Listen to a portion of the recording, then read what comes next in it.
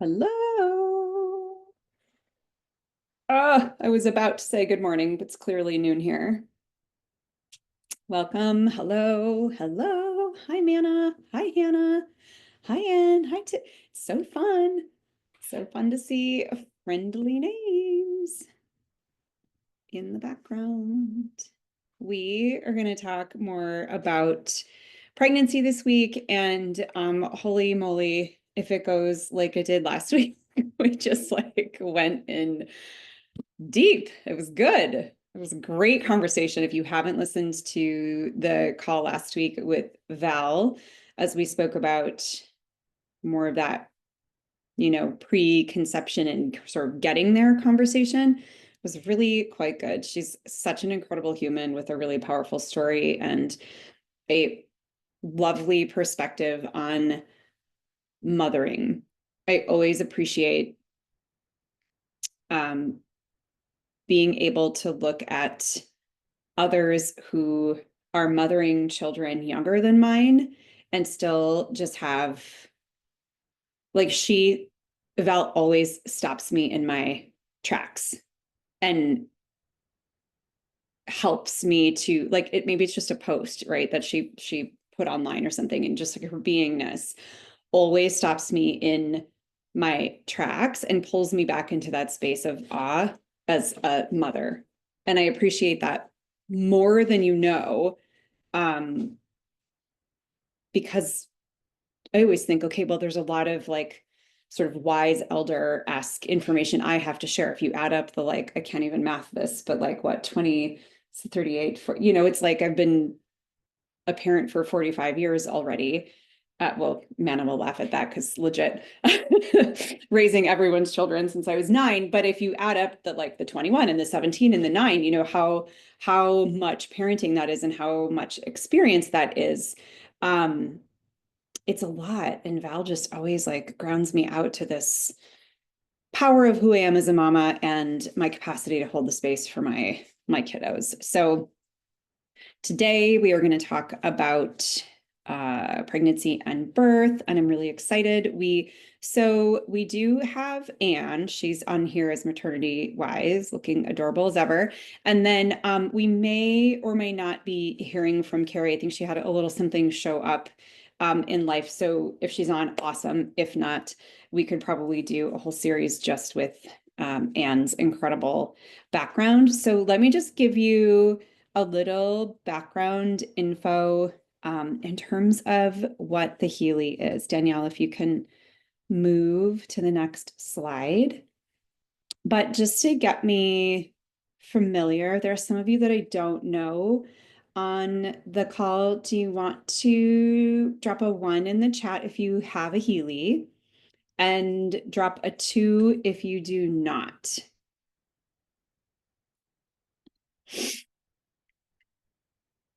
One, one, one, one, one.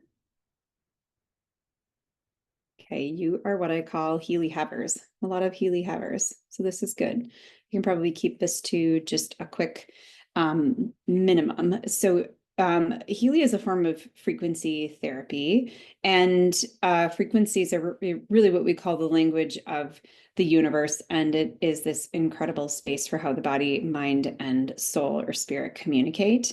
It's a personal wearable device. I've got my Obsidian on today, for which I am totally obsessed. And it analyzes over 9 million different frequencies, and essentially it selects the one that you need to harmonize that bioenergetic field, that space that you are currently inhabiting. And yes, man, it is so sad when you turn on your Healy and it is dead. I do have my Pro sitting next to me. If you need me to turn it on and send it your way, I can do that because I now have multiple Healys because I am an addict. So the Healy helps to, yeah, it's just going to clear away what isn't yours. And then it's just this really, really helpful tool to help you to tap into like what it's like your birthright. That's the only way for me to look at that really beautiful, incredible space that many of us aren't taking up because we don't feel like we deserve it. It is your damn birthright to take up all of that space and have that so beautifully harmonized for you. Next slide, Danielle.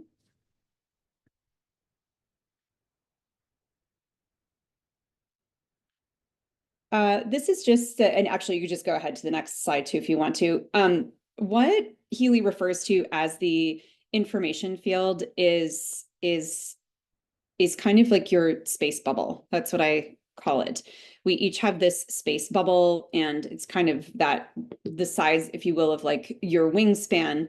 And that's your bioenergetic field. And we have all kinds of stuff in that bioenergetic field, stuff that is ours, stuff that is not ours. And Healy, when we use it like this, just wearing that's called the coil, this little attachment in the back that allows us just to kind of clip it on and go, does a really good job of analyzing what is in that field. So like what information is in that field that needs to be kind of cleaned up and harmonized. So it's less about just taking and dumping what you don't need, but also harmonizing what it is that you do need, and then delivering that to you as individual microcurrent frequencies, which is like, does it get any better than that, right? Okay, next slide. Oh, it supports you with all the things. It looks like because we're all Healy havers, we don't need to spend as much time on that. And I have really yet to bump into an area of my life physically or like emotionally, spiritually, where I haven't, I'll just say it this way.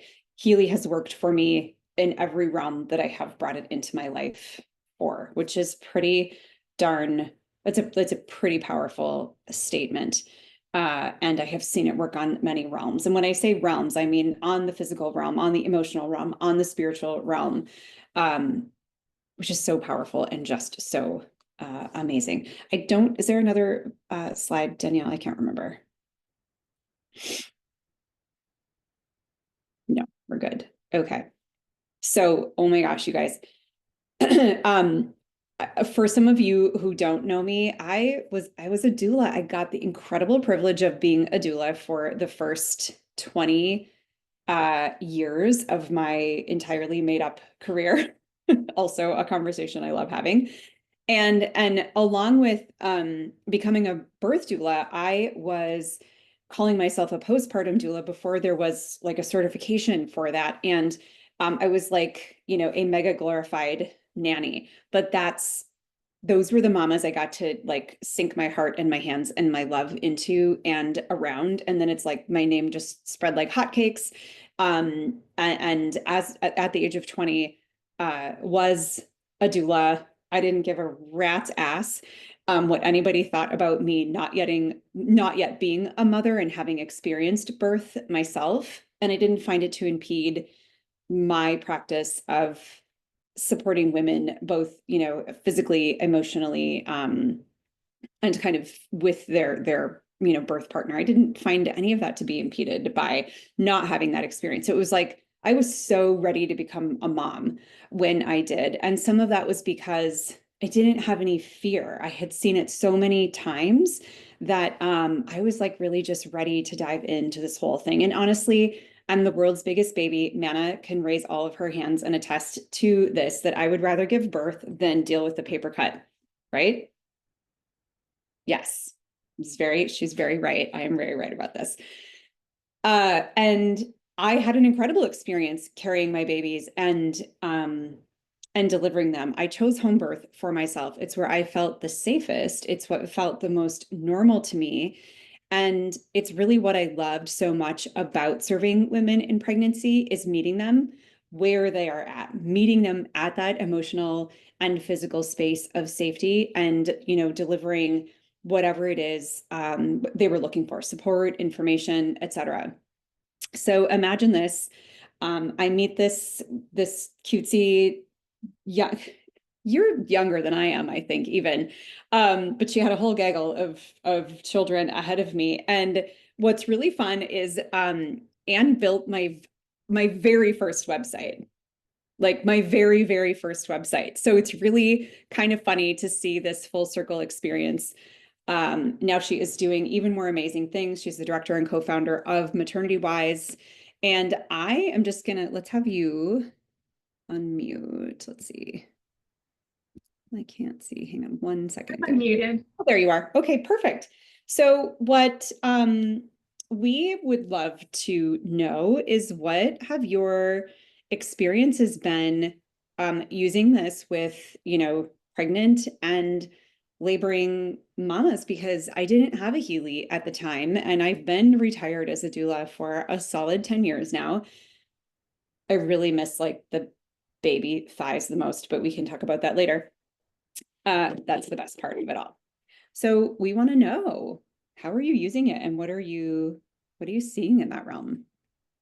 So first of all, thank you so much for inviting me and allowing me to be on here and talking about this because it's so exciting to me. I've told you about some just like really remarkable instances where I was using the Healy, and even though I knew how it worked and I believed in how it worked, I got to see it in action as like instant results on different levels, and it's been so amazing. Um, so I took your class a little while ago. Feels like really recently, but I think it was actually kind of like over a year, maybe at this point. Yeah, I don't Your remember. your intention method of intentional inquiry Um, course. But, last winter. so then I'm working with those skills and I'm working with the Healy. And what I started to kind of do was just, I mean, I've got it on right now even, but I was trying to find reasons to use it, if that makes sense. So at this point, I know I can just turn it on and I don't need like some acute issue going on to benefit from using it. But at the time when I first got it, I was like, that maybe I'll use the Healy for that. I'll try that. Right. So I had a really hurt foot and I had to go to Maryland I was having nerve pain in my foot and I had to go to Maryland to teach a doula training. And I was like, I can barely walk on this stupid foot. Like I'm going to look like this gimpy, weird lady trying to teach stuff when I can't, like I'm going to fall over, trying to maneuver and show different positions. I can't squat. I can't like even show them half of the things that I'm going to tell them to have their clients do. Right. So I had the Healy. I had just gotten it from you like days before. So I turned it on, and on my trip down there, because I took a train, I normally would drive, but my foot was hurting so much. I was like, I can't drive. So I took the train, I took the Amtrak. And while I was on the Amtrak, I started using the Healy and I was like going through different programs to see what might be the right one for this foot, right? And so I was using it. I found one. I can't remember which program it was, to be honest, but I found one and I was sitting there literally holding it on my foot, thinking I had to hold it on my foot for it to work. But my pain went away. And I had this pain for like a few months and it had ramped up over that last week. My pain totally went away. And not only did it go away, but it stayed away until the next day. And then when it started hurting, I literally was in the training and I pull it and whip out my thing. And I was like, I don't know how this works, but let me just show you this thing that works. So I turned it on and my foot stopped hurting. I wore it on my shirt like so. And my foot stopped hurting within seconds of me turning it on.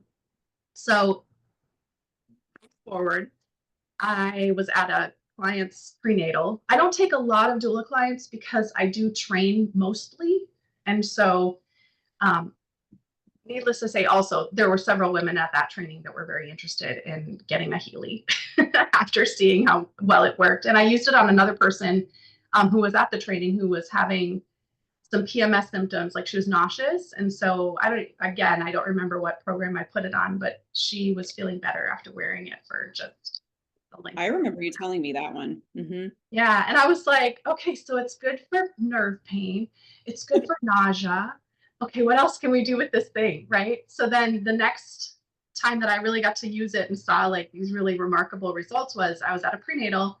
The dad kept shifting in his chair. And I was like, what's wrong with you? Like, are you in pain? What is happening with you right now?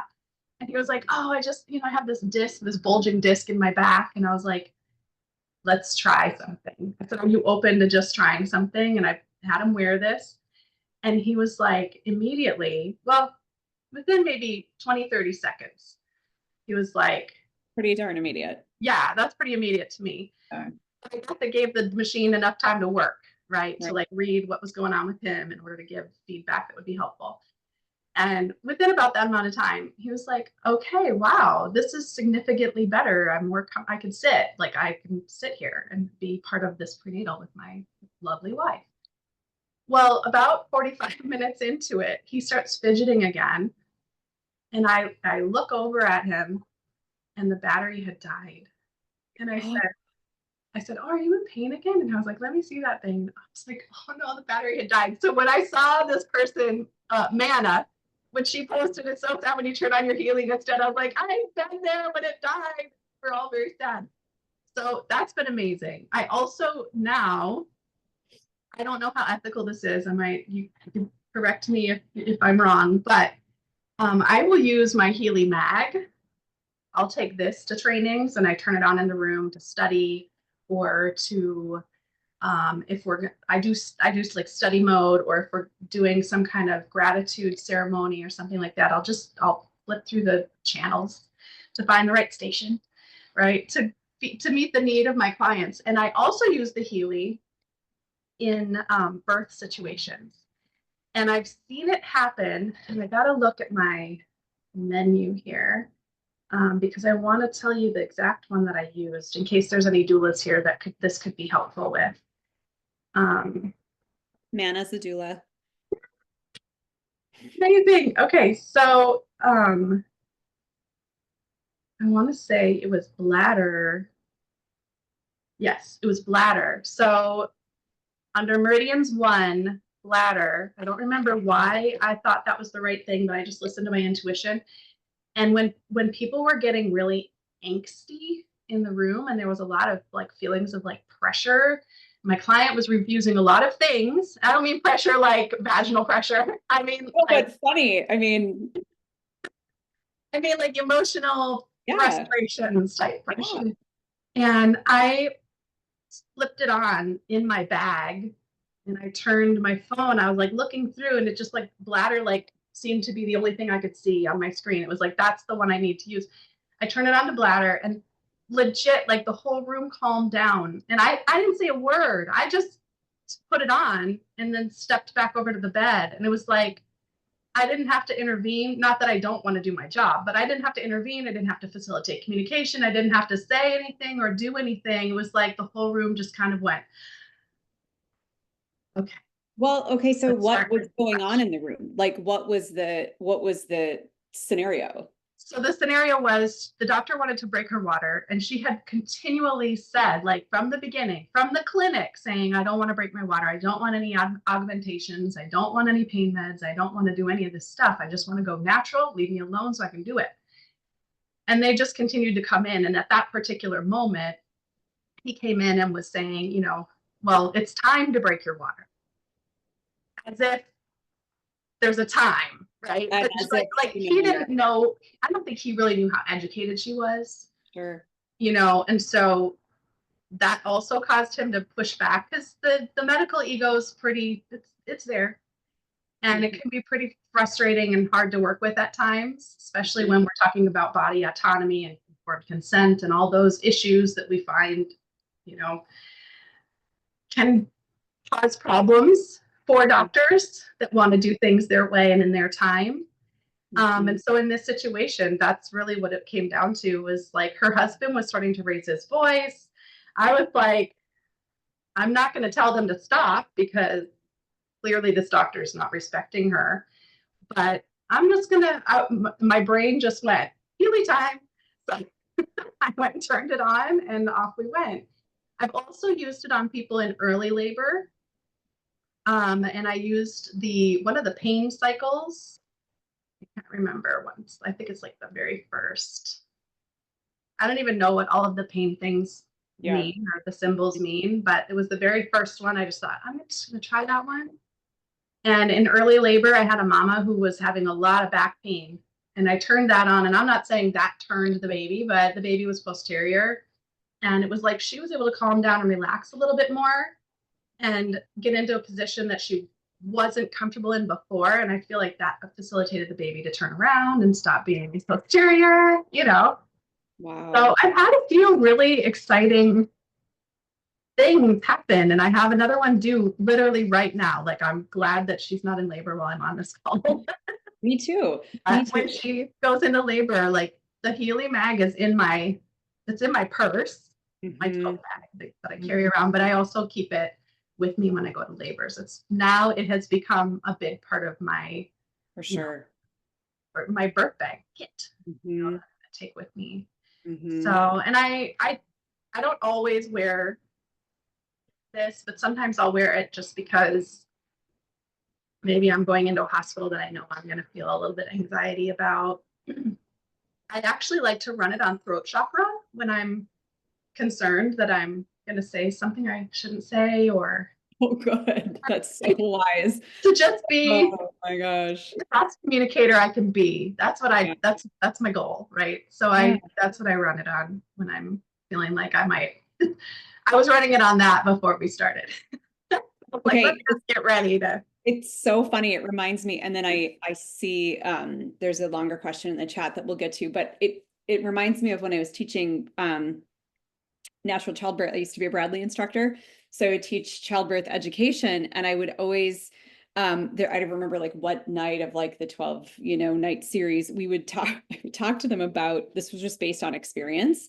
I would talk to them about like how to like present themselves as a couple when they're walking past that nurse's desk for the first time, like upon check-in. And I was like, I'm not saying you have to, but like it might behoove you to have like a plate of brownies or, like a little balloon or just like a quick little, and who has time to think of this when they're in labor? So it was just these things like if we can come in not knowing, right? Like we don't want to come in with like, this is the medical system and here's who we are and there's going to be a clash, right? You want to come in with like arms down, right? Like let's embrace the opportunity and let's create some coherence. And that was always the goal. Like if you can come at them, kill them with kindness, right? Let them know you're so glad that they're there, that you're just really happy to be kind of unbothered as much as possible. Which is so interesting because it makes me think about the story you were sharing earlier about why bladder came up. And I remember thinking like, well, I wonder what she was so pissed off about, or if it wasn't her, like what was the partner so angry about? Because there are so many opportunities for like beautiful miracles in the space of pregnancy and birth, but then also for misunderstanding, for miscommunication, for that birth plan to really not be known as well as it could by the support staff, by the partner even. Um, maybe they together created this bullet pointed list, but maybe they didn't really have conversations about like, okay, the plan B, yeah, the plan B is that, but maybe they didn't really go into like, what if my water needs to be broken, quote unquote, Mhm. right? And what does that look like? And how are we going to either like embrace that or, really ward it off as much as we can? So it didn't surprise me to hear bladder. There's a lot of pressure there. What are people thinking? Maybe they think we're pushy, maybe they think we don't know enough, right? Maybe they think we're totally uneducated as new incoming parents. What are they thinking about our support person in the room? There's so much that could be really charged in those scenarios. So could it have been heart chakra? Totally. No, but it was bladder. It's just like, of course it is. Let me Can I look tell you, at this. can I tell you a little tiny side story, like little Yeah. trick that I do for because like you said, like kind of meeting people with the expectation of there's going to be trouble, like that's never helpful, right? So one of the things that I do, and Manna, you feel free to steal this from me if you want to use it, but one of the things I typically do, especially here in New York City, because it's hard pressed to see the same doctor twice. It's hard pressed to see the same nurse twice because there's so many hospitals here and there's so many practices. But so what I'll do a lot of times is I come in and I'll celebrate the fact that we have that nurse or that we have that doctor. And I'll be like, oh my gosh, I'm so glad that you're the one on today. So Yes, good. this is great. And I'll say to my client, you are in the best hands. This is going to be amazing. I'm so glad that you're here. How long are you on call or blah blah whatever thing. But the thing that I'm doing in saying that is I'm setting up this expectation that, and even though you don't remember me, Right. I'm setting an expectation for how amazing you are. So then you're going to probably try to live up to that because that's what humans do. Yeah. So that's one of That's a my little great, tricks that I do. And then I also, so in that circumstance, one of the other things that I do is when there's pressure in the room, or when the doctor's coming in and saying that they need to do something and it's just not true, or there's more to the story, or my client just, I can tell my client's feeling pressured instead of educated. I just won't make eye contact. And I tell them this ahead of time. I tell them, if I'm not making eye contact with you, that means there's more to the story. Keep asking questions, ask for time, whatever you need to do. But there's, it's not urgent.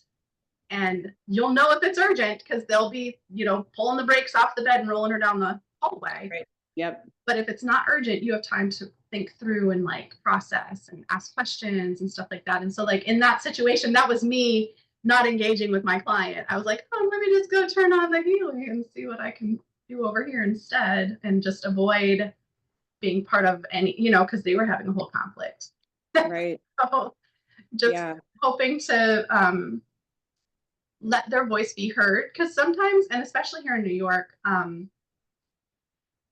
people can just be pushy, and they're not being unkind. They're not being mean necessarily. I had to learn this because coming from Minnesota, we're so kind, so respectful, So so nice. nice.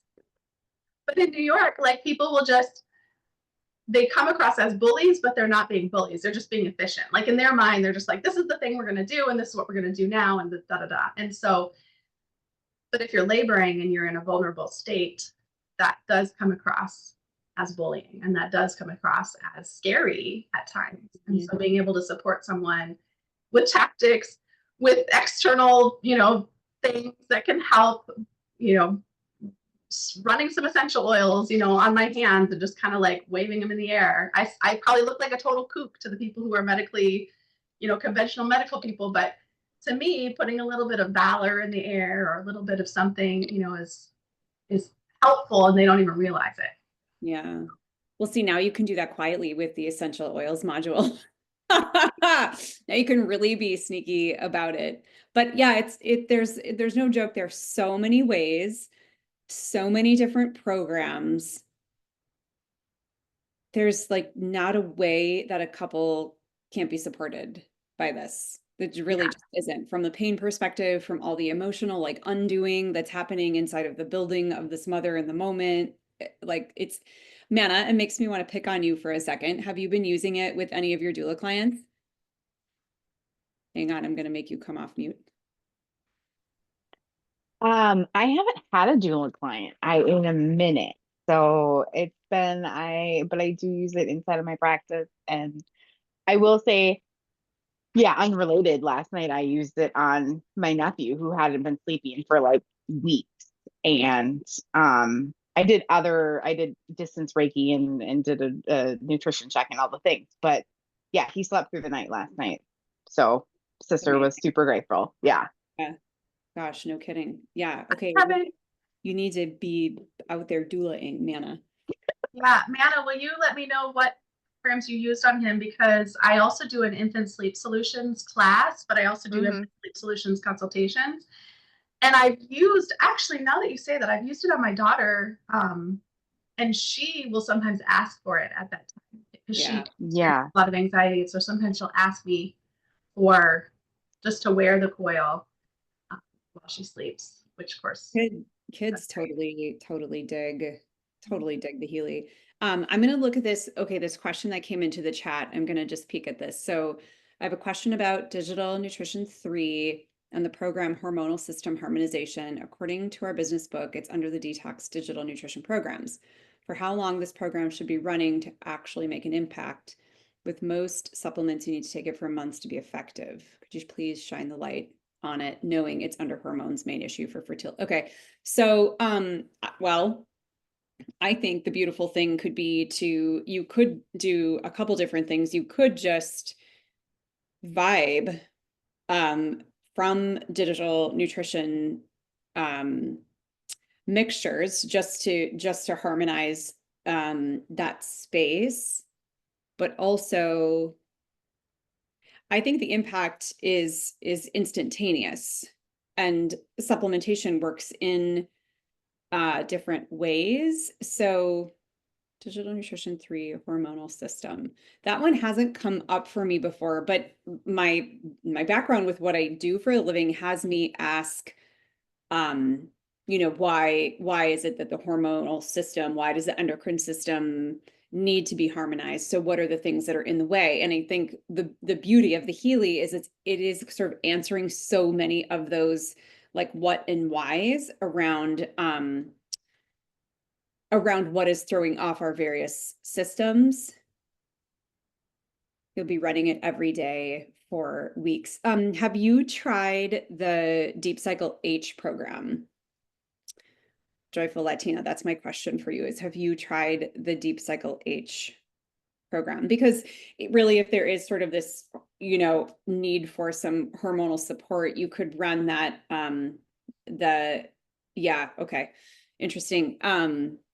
That was going to be my sort of next suggestion would be to maybe run that whole 28-day cycle, which is pretty cool. That's like a really great, that program occurs to me like wringing out a washcloth, like that's wet and you're like, every time you wring it, like actually more comes out of it. That's how that Deep Cycle H protocol lands for me. And people in general, I don't think any of us are like newbies here, but 2 to 3 pink app programs a day is kind of that suggested max if you're running the full program. But I'm a big fan of sort of vibe what you need when you feel like you need it. And then I would also look at, so if you're running a resonance analysis and digital nutrition comes up first, I might also start paying attention to what is kind of landing as like the second and third, and is there any sort of pattern to that? Are they connected, or do you need to also just give some attention in terms of that full programming anywhere else? And the other thing that just kind of landed is maybe even just to go back to the gold cycle and just let things settle for a month or so of just running those kind of baseline programs in gold. We forget literally how much gold is in the gold cycle, like how much good is actually there and how much of a reset those programs actually are. So they're powerful yet gentle. I think people were so like instant gratification too, that we're like, why? But we're not really looking at the like back end of the why. We're just looking at why this right now, and sort of forgetting that there were decades of or years of whatever getting us into the pickle that we're in at the moment. And the gold cycle is just a really gentle nudge to, I think, just help support and help unpack all of that. Another doctor told you need to run it for months to be effective. I'm not a doctor, but I don't know. That wouldn't be my answer. So I'm a big fan of consistency.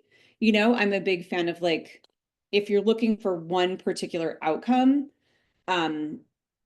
I look at, 1 month being like a nice, beautiful cycle. Think about it. Like we're females and we have a menstrual cycle every single month. So it's like we literally get to kind of come about life newly. That's what our cycle does, right? It literally detoxes the uterus. We literally shed an old layer of ourselves that we no longer need. So I don't know that, I'm not saying that's a right answer or a wrong answer. I just don't know that it would be that would be my answer.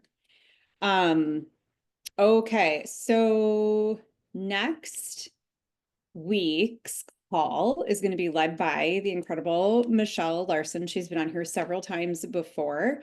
And then Mama Mel. So she's got a great postpartum healing story. Oh, and then Manna was part of that postpartum process, which is really fun. So Mama Mel was an old client of mine with her baby, pre-pregnancy, and really through probably like a few months after the babe was born. I'm trying to remember how long, but then Manna came in and did some postpartum work and some postpartum doula support. So that's going to be the conversation next week. So again, if you didn't get to listen to last week's kind of preconception call, super awesome. Intuition tells me to question anything that limits your inner capacity to heal. If this answer somehow limits your energy, bring curiosity and deepen it. I love that. I completely love that. I'm a big fan of like, we are our own walking limitation factory. You know, like we're really good at just pumping out our objections and considerations and limitations all day long. And we do forget that the answer really is all within, for sure. And then just to plant a seed, I think we're going to have a conversation, like a little series in May, or excuse me, in March, with like the Healy in group settings. Family first, because a lot of us just have families or multiple people or pets or whatever that we're kind of managing in the home. So how we can use this personal wearable device to support the conversations of what's going on in the home, but then also when we're bringing the Healy into bigger conversations, for example, when I'm teaching for a weekend, I'm wearing the Healy, yes, for me, like to ground me, to keep me centered, but it's not like an in order to, but I look at it like I'm so committed that whatever it is that I'm teaching is really landing in such a way that it's resonant information, it's easy to digest, it's easy to implement and integrate back into their life in whatever way they bring that around for them. So we're going to have some different conversations around how we can use frequency in various group settings. Okay. Thanks so much for joining us today. So great to see all of you here, and can't wait to see your faces next week. Thank you.